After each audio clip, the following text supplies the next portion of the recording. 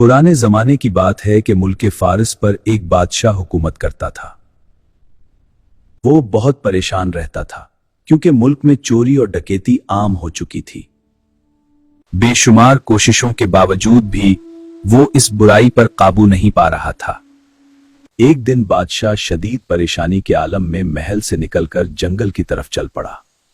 वहां उसने देखा कि एक लकड़हारा निहायत मेहनत से लकड़ियां काट रहा है। लकड़हारा बादशाह को देखकर उसके करीब आया और अदब से अर्ज किया, बादशाह सलामत, आप किसी शाही सवारी में नहीं आए?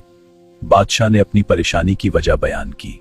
ये सुनकर लकड़हारा बोला कि अगर आप इजाजत दें तो मैं कुछ अर्ज करूं। बादशाह ने सर हिलाया तो वो कहने लगा। लकड़हारा बोला कि आप मुझे चंद दिन मुल्क पर हुक्मरानी की इजाजत दे दें, मुझे उम्मीद है कि मैं इस बुराई को खत्म कर दूंगा। बादशाह सलामत, इजाजत चाहता हूं। बादशाह ने हैरत के बावजूद उसे बखुशी इजाजत दे दी।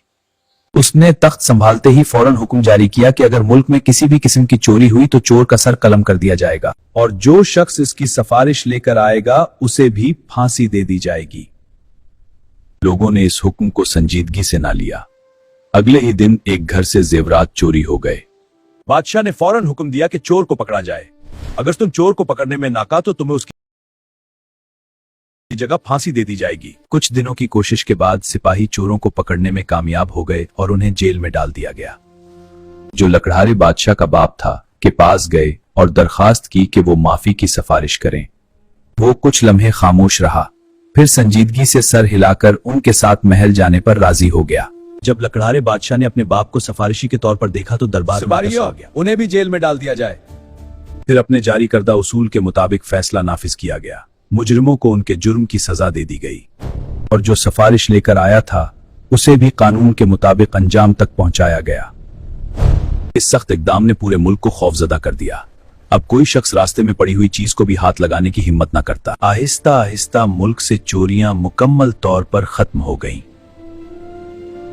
40 दिन बाद लकड़हारे बादशाह ने साबिक बादशाह को दरबार में बुलाया और सल्तनत का निजाम दोबारा उसके हवाले कर दिया। साबिक बादशाह उसकी हुक्मरानी, उसूल पसंदी और इंसाफ से इस कदर मुतासिर हो कि उसने लकड़हारे को अपना वजीर मुकर्रर कर दिया। प्यारे बच्चों, किसी भी सल्तनत या हुकूमत को सही तरीके से चलाने की जिम्मेदारी हुक्मरान पर होती है।